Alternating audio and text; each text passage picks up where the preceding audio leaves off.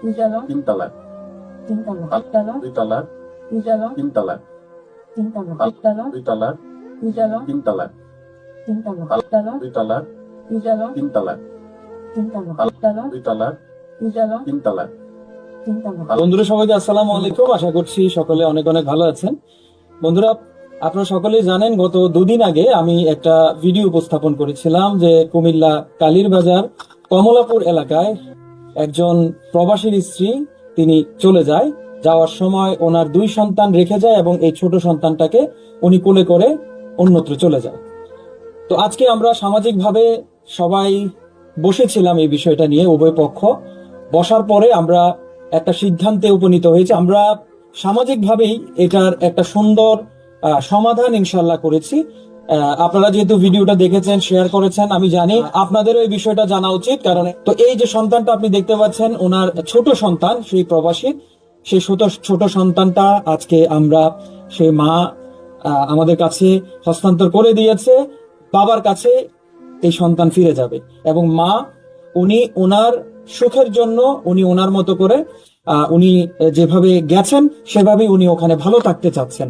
তো আমরা এই সিদ্ধান্তে উপনীত হয়েছে, আমাদের জামান ভাই, পাবেল ভাই সহ আরো অনেকেই এখানে যারা আছেন, সবাই মিলে উভয় পক্ষর সিদ্ধান্ত অনুযায়ী আসলে এই সিদ্ধান্ত হয়েছে।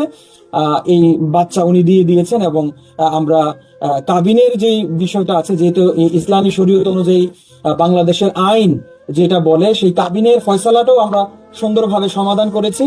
তো জামান ভাই, আপনি কিছু বলেন। আসসালামু আলাইকুম। আমি সকলের উদ্দেশ্যে এইটুকুই বলবো যে আমাদের সমাজ ব্যবস্থা আজকে ধ্বংসের মুখে। আমাদের প্রত্যেকটা পরিবারে আজকে এই অবৈধ পরক্রিয়া প্রেমের আসক্ত হইয়া আমাদের সমাজ, আমরা আশা করি যে আমাদের সমাজ আজকে ধ্বংস। আমরা আশা করি আমরা সবাই এই যে পরক্রিয়া থেকে বিরত থাকবো, আমাদের পরিবারকে আমরা বাঁচাবো, আমাদের সন্তানদেরকে আমরা বাঁচাবো। আমরা পরক্রিয়ার মাধ্যমে একটা বাবা তার সন্তান হারাচ্ছে, একটা সন্তান তার বাবা হারাচ্ছে।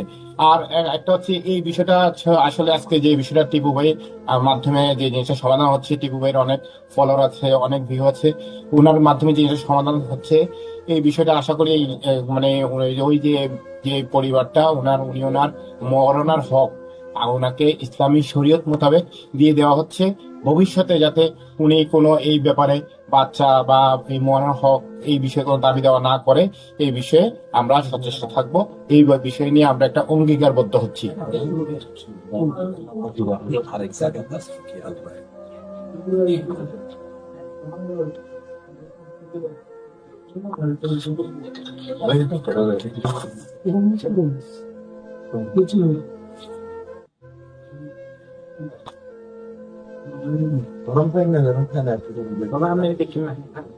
কি করে তুমি গেমস খেলবা নাকি?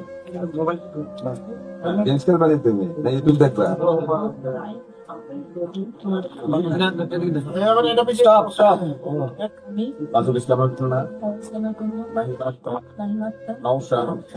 আব্দুল হামিদ এর পুত্র মোহাম্মদ আলমগীর হোসেন এর সাথে আমার বিবাহ হয়।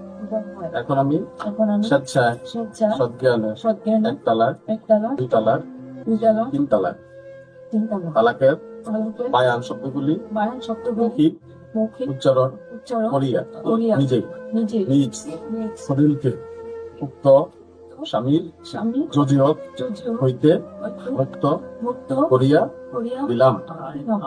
এই দাদুর কাছে এ বাচ্চা বুঝিয়ে দিতেছে মা। ওনার দুই সন্তান তো বাড়িতে আছে, যে ছোট সন্তানটা ওনার সাথে ছিল দাদুর হাতে উনি তুলে দিতেছে। দেন, তুলে দেন।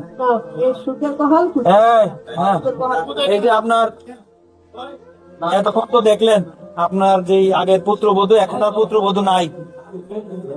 পুত্রবধূ নাই, কিন্তু আপনার এই নাতিরা আপনার কাছে আছে।